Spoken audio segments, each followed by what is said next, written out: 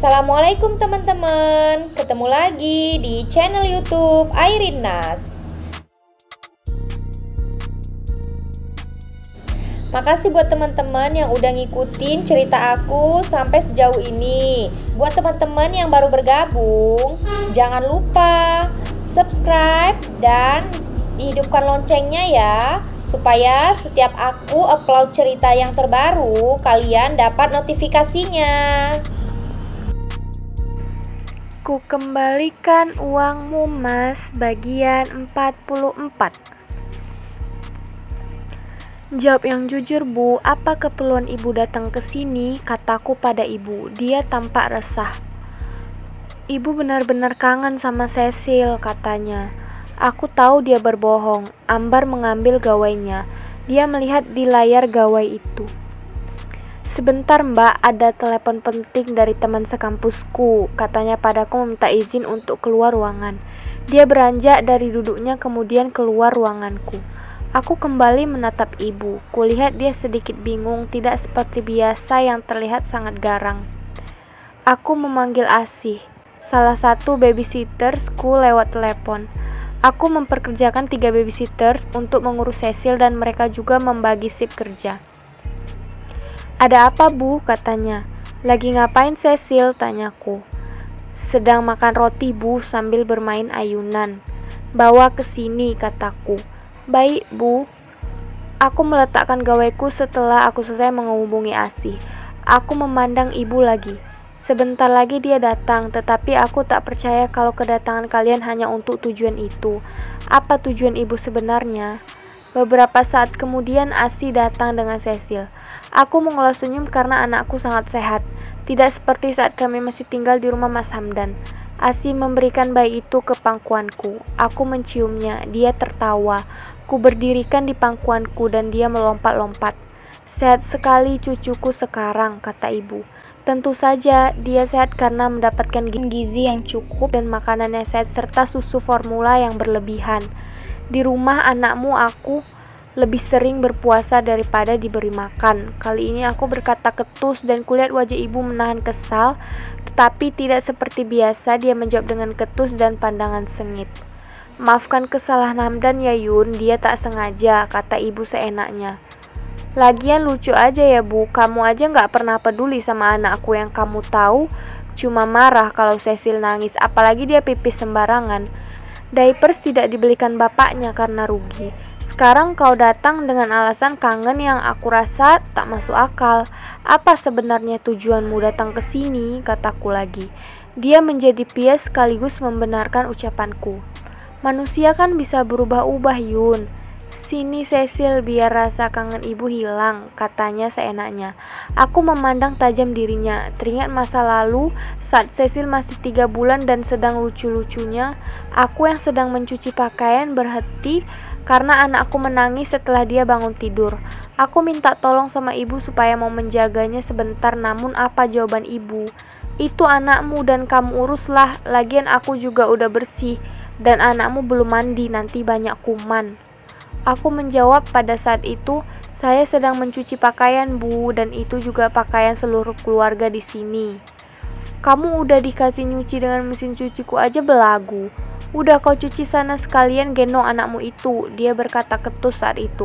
Kejadian yang tak pernah bisa aku lupakan. Maaf, dia baru saja mandi dan ibu datang entah dari mana-mana. Bisa saja ada kuman, kataku ketus padanya. Dia diam dan kembali menahan marah.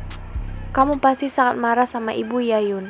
Maafkan ibu ya, tetapi setahu ibu, orang tua tak pernah salah, yang salah selalu anak. Ibu sudah memaafkan kesalahan kamu walau kamu belum pernah minta maaf sama ibu. Katanya begitu saja. Perkataan yang tidak dipikirkannya terlebih dahulu. Enak sekali dia berkata seperti itu. Orang tua gak pernah salah. Hei ibu, makanya ibu ngikuti pengajian yang bermanfaat. Ibu juga sudah tua dan masih ingin foya-foya. Ikut arisan mahal sampai menyuruh bapak korupsi. Ubahlah mindset pikiran ibu.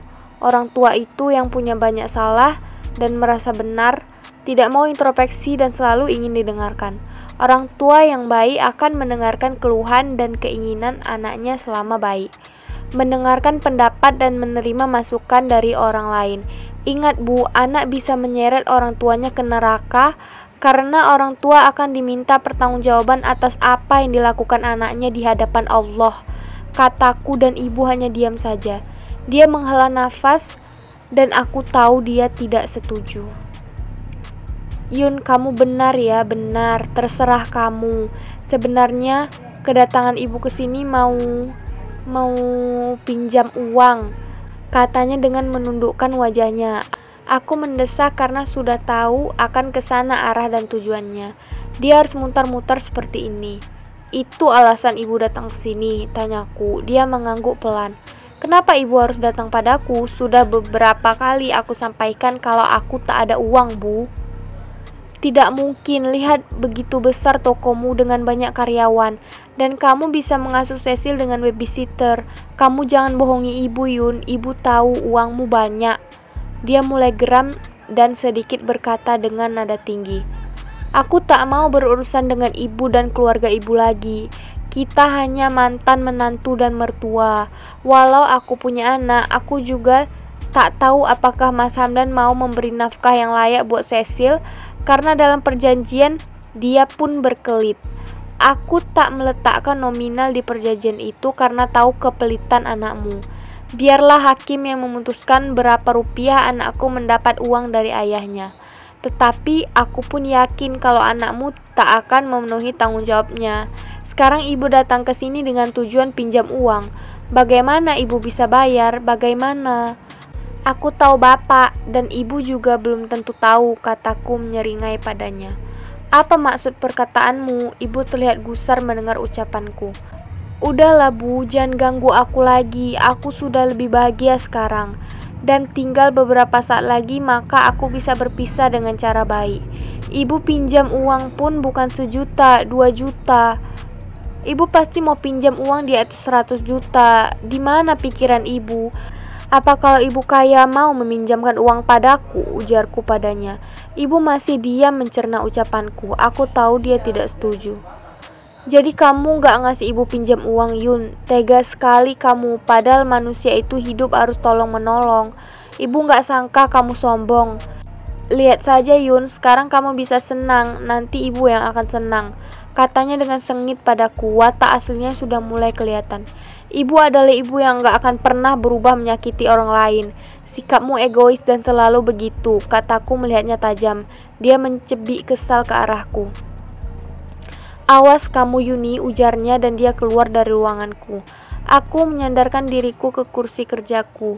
Tidak mungkin dia dan Ambar datang hanya untuk dimaki-maki. Pasti ada hal lain mereka kesini.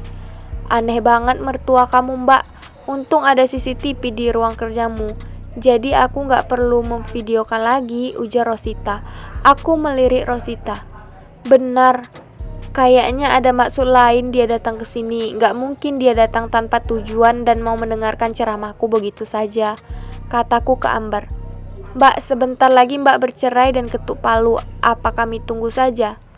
Tidaklah, perceraian paling sebentar, 1-2 bulan bila lancar, Ros. Kalian sudah ngebet mau kawin. Mbak berdosa bila menunda-nunda. Ingat, pernikahan yang baik itu adalah kejujuran. Jujurlah walau sekecil apapun masalahnya. Bila Wira tak jujur dan pelit, kamu laporan pada Mbak. Biar Mbak langsung yang memberitahu dia, kataku ke Rosita. Bunda, Fatih datang ke kamarku. Aku sedang bermain dengan Cecil. Sudah malam hari juga karena Fatih ikut ekstrakurikuler di sekolah, sehingga dia pulang sore hari dan barulah bisa berkumpul malam hari di rumah. Ada apa nak? Tanyaku padanya. Dia duduk dan mendekatiku. Wajahnya terlihat kacau. Aku merasa ada sesuatu yang terjadi. Tablet handphone yang bunda belikan hilang. Fatih juga sudah membelikan kado berupa kalung emas 10 gram buat bunda.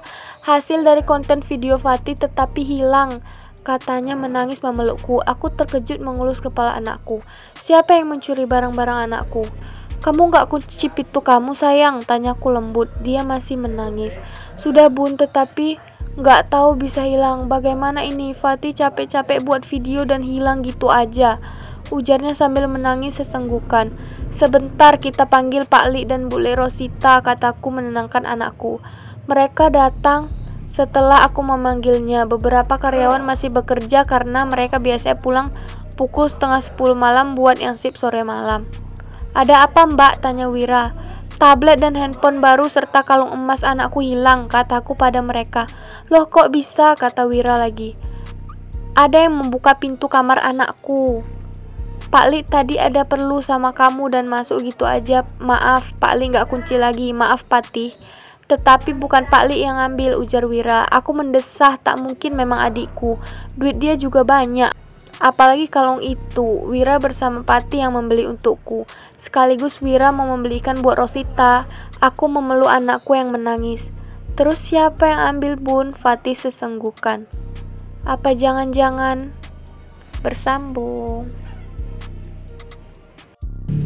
Makasih ya teman-teman udah meluangkan waktu membaca novel aku.